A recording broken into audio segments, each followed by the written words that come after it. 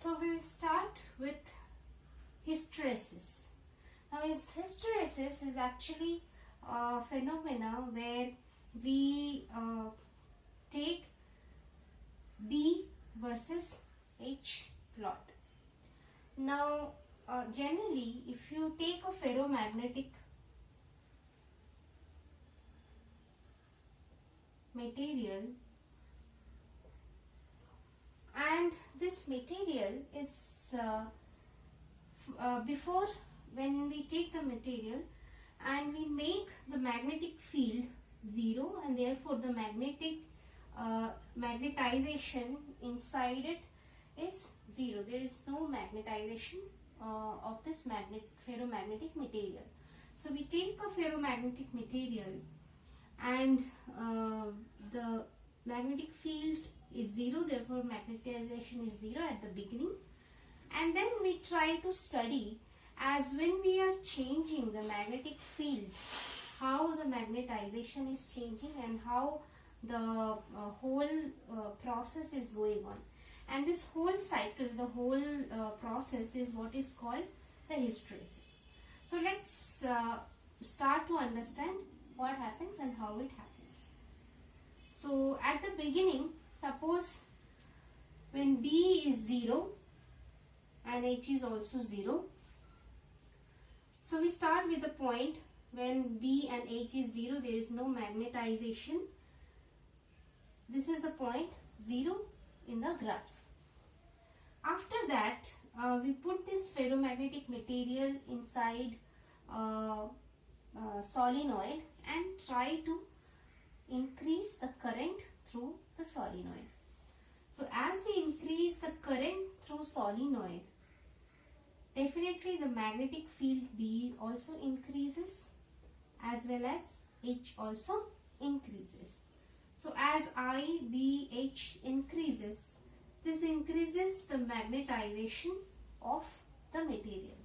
So you see in the point O to A, this particular place, we see that both H is also increasing, B is also increasing, and therefore there is a linear kind of increment of both B and H, and therefore the magnetization of the material is increasing. At the point A, if you still increase the current, what happens is the magnetization is kind of constant. So here we see that, we tell that the magnetization has reached to its saturation. So here magnetization is kind of saturated. So what we see in the particular this area OA, there is an increase of magnetic field B with H. And now what we do is for the solenoid, now we make the solenoid magnetic the magnetic field H. Now we try to give 0. It means we switch off the current, we don't give any more I. Therefore the magnetic field, we let it to come to 0. So what we see from here, the H is slowly reducing, right?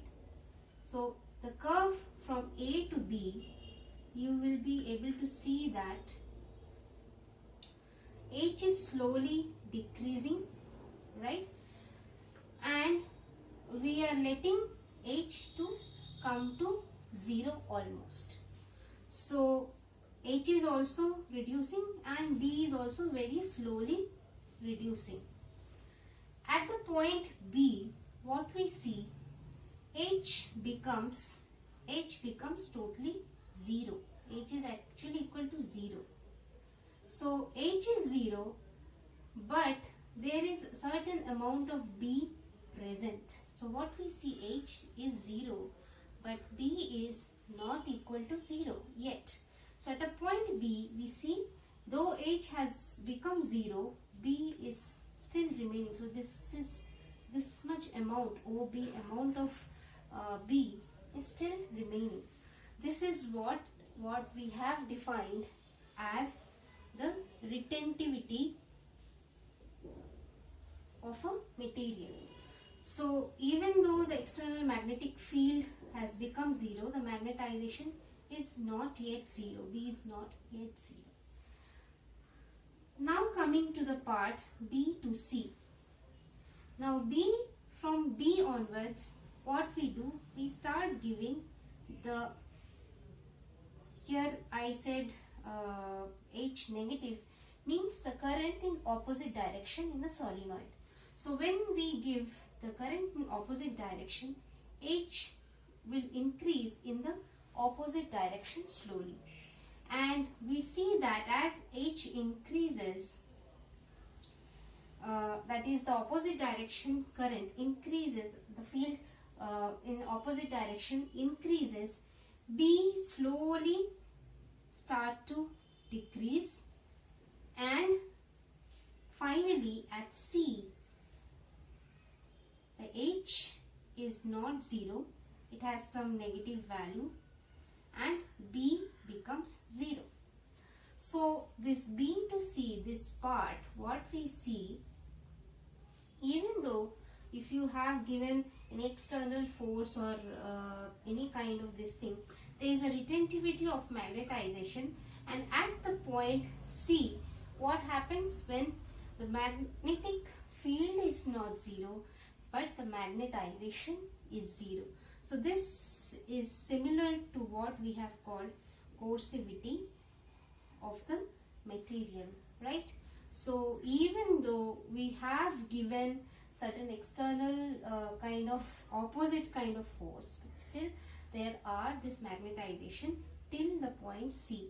So till point C, what we here we see that this is slowly decreasing. At the point C, magnetic field is not 0, it's a negative magnetic field, and we have the magnetization 0. Now we just do the opposite of the process, means from C to D, this place, we again make H to increase. H to increase means from whatever negative value it has taken, now it will go towards the positive direction. So again it will it starts to move, change its direction. So when it starts to change its direction, so as H increases, we see that B also slowly increases. So at this particular place, we see that as H increases, B also increases, and it reaches to a point D. At point D, what happens is H is also there, B is also there, but this where MS point reaches means this is a saturation point. Beyond that, even if you increase H, even if you increase B, it is not going to change, because the magnetization has reached its saturation point, which we have seen in this same case. Here also at the beginning H was increasing, B was increasing, but after a point there was, even if you increase, nothing is going to change, because it has reached the magnetization saturation. So here also, when we were increasing positively the H, and as well B was also increasing, but it has reached a point where we see there is a magnetic saturation point. So once the magnetic saturation point has reached, we generally still start to reverse the direction of the magnetic field. That is, whatever current we are giving, we reverse the direction of the current, and then therefore we see that as still the magnetic field, it is till now it was increasing in the negative side, now it has reversed, so it is increasing slowly in positive side, and this B is slowly decreasing. So we see in the reverse, so I am talking about D to C, we have reverse the field, and B is actually decreasing. So H is reversed and it is increased. Till now it was negative, now it has become positive, and it is increasing in positive direction, and B is slowly decreasing.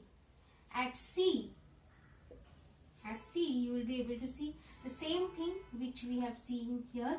At C, though H is 0, but B, there is B, so B is not equal to 0. So though at C, though H has become 0, B is not 0.